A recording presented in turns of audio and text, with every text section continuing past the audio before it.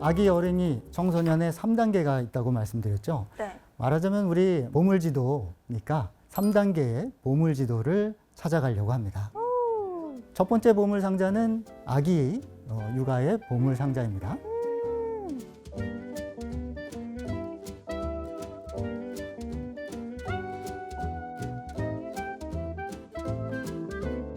이 보물상자 안에는 뭐가 들어있을까요?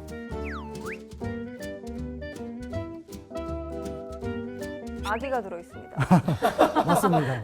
아기가 들어있고 네. 그 아기의 마음이 들어있는데 그 아기의 마음이라는 보물상자에서 우리가 찾아줘야 될 게 있습니다. 그게 신뢰, 안정, 희망 이런 것들을 아기의 마음에서 찾아줘야 되는 시기입니다. 조금 구체적으로 보면 아기 때가 언제냐? 그래도 나이를 나누면 보통 태어나서 한 만 2세 정도 전후 그 정도로 보고요. 그러면 이제 만 3세가 되면 너는 이제 아기가 아니야.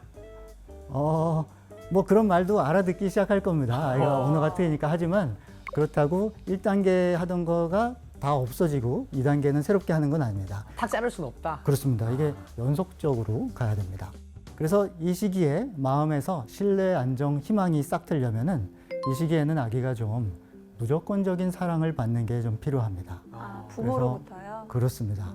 여러분이 난생 처음으로 어떤 극장에 간다 그러면은 아주 뭐 어두컴컴하고 거기서 뭐 아직 재밌는 게 상영되기 전이고 그러면은 아기 입장에서는 거기가 어떤 느낌일까요?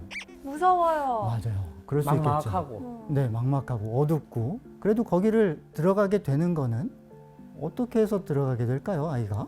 억지로 강제로 그럴 수도 부모님이 있습니다. 데려가니까. 맞습니다. 그러니까 부모님한테 딸려가는 느낌. 네. 왜냐하면은 부모와의 신뢰 관계가 있기 때문에 조금 여기 심상치 않은데 엄마 아빠가 굉장히 편안하게 나를 데리고 가네. 그 자체가 편하게 들어가는데 굉장히 중요할 겁니다. 그리고 아이가 조금 주변을 둘러보면 거기를 자발적으로 뛰어서 들어가는 뭐 언니 오빠, 형 누나들이 있을 거 아니에요. 네. 막 웃으면서 뭐 재밌는 만화, 영화, 극장이라면 그걸 보면서 여기는 괜찮은 곳이구나, 재밌는 게 있나 보네 하고 신뢰할 수 있을 겁니다. 그게 극장만 그런 게 아니라 우리가 살고 있는 이 세상, 지구도 그렇죠. 아이가 처음 이 세상에 나오면 여기가 도대체 뭐 하는 곳인지 그거를 미리 다 알 수는 없지만 그래도 첫인상을 받게 하는 어떤 사람들이 있을 겁니다. 그게 보통은 부모, 주양육자라고 하죠. 사실 꼭 부모가 아닐 수도 있어요. 하지만 그 주양육자의 역할이 굉장히 중요합니다. 그래서 아이 입장에서는 세상에 대한 신뢰와 희망을 갖는 시기다. 그걸 첫인상으로 줘야 된다. 근데 그게 그거에서 끝날까요? 아이 입장에서는 그러면 거꾸로 내가 이렇게 사랑받고 누군가 내가 좀 힘들면 와서 날 도와주고 한다고 말이에요. 그러면 내가 그럴 만큼 가치 있는 존재인가 보네 하는 마음이 생기겠죠. 결국은 자기한테 돌아오는 거죠. 이걸 뭐라고 그러죠? 자존감. 자존감. 우리 자존감이라는 얘기 많이 하죠. 그 자존감의 뿌리가 이미 아기 때 형성이 되는 것이죠. 그렇구나.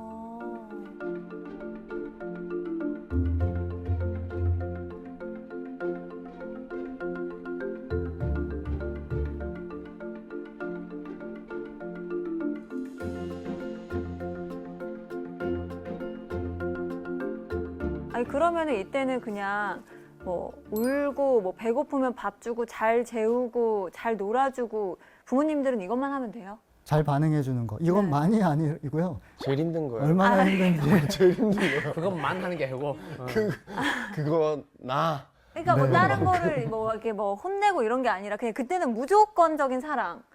이 세상이 정말 사랑으로만 가득 찼다는 무한한 애정을 주면 되는 거잖아요. 그렇죠. 그게 말씀하신 게 굉장히 잘 묘사를 해주셨는데 네. 그런데 그게 잘 안 되는 경우들이 좀 있을 수 있어요. 우리 살다 보면은 흔히 있는 경우가 어머님이 출산을 하고 나면은 자연스럽게 좀 우울해질 수 있거든요. 좀 심하게 산후우울증. 산후우울증이 네. 심하게 올 수도 있고요.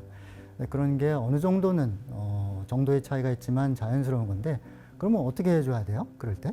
그럴 때는 산후우울증을 극복할 수 있도록 좀 주위에서 도와줘야 돼요. 맛있는 거 많이 먹어야 되나요? 네? 누가요? 엄마가. 엄마 맛있는 거 많이 먹으면 우울증이 가셔요? 건쌤은? 아니, 그러니까 살 우울증에 네. 그게 도움이 될까요? 물어본 거예요. 네. 맛있는 거 어. 먹는 거? 어머님이 그걸 원한다면은 잘 남편분이 챙겨주시는 게 좋겠죠. 근데 남편이 잘해야 되네요. 물론 그것만은 아니겠지만 그것만 아니라고요. 내가 낳아본 사람처럼. 그러니까 되게 유명한 결국은 어머님이 아이에게 잘 반응해 줘야 되는데 본인이 우울해서 그 에너지가 없을 때 그걸 주변에서 도와주셔야 되죠. 그래서 어머니를 도와주셔도 좋고 어머님의 뭐 집안일 부담 같은 거를 다른 사람들이 도와줘서 아이에게 온전히 에너지를 쏟을 수 있게 해준다던가 혹은 아이에게 반응해 주는 거를 다 같이 도와주셔도 되고요. 주 양육자 역할을 꼭 어머님이 부담 주셔야 되는 건 아닙니다. 누군가가 열심히 해주시면 돼요. 주양육자를 사실은 부모님이 아니라 조부모님이 하시는 경우도 특히 어릴 때는 요즘 많잖아요. 그렇죠. 조부모님들이 건강하시면 잘 반응해 주시는 것 같아요. 네, 가끔은 조부모님이 기력이 없으시거나 몸에 병이 있으시면 그 반응을 잘 못 해주시는 경우가 생기는데요.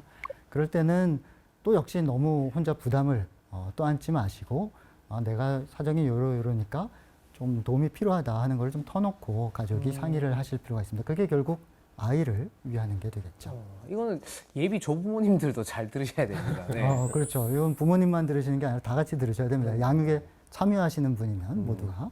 그리고 뭐 다양한 경우가 더 있을 수 있는데요. 우리가 양육자가 너무 자주 바뀔 때 이런 게 조금 위험할 수도 있다는 각 양육자분들이 잘 반응해 주실 수도 있지만 아무래도 뭐 몇 개월 단위로 경제적 사정이 어렵거나 해서 뭐 친척에 맡겼다가 이렇게 왔다 갔다 하는 거는 애착에는 좀 불리한 면이 있을 수가 있습니다. 근데 그렇게 또 다르게 보면 사랑을 줄 수 있는 사람이 많을수록 그 애착관계 형성도 많이 돼서 아이들한테 더 풍부한 감정을 심어줄 수 있거나 그런 긍정적인 면은 없나요?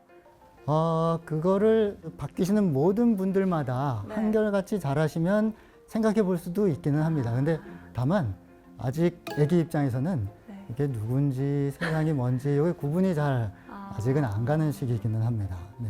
엄마도 이게 엄마라는 존재가 뭐지? 아직 이런 것도 감이 좀 약할 때이기도 해서요.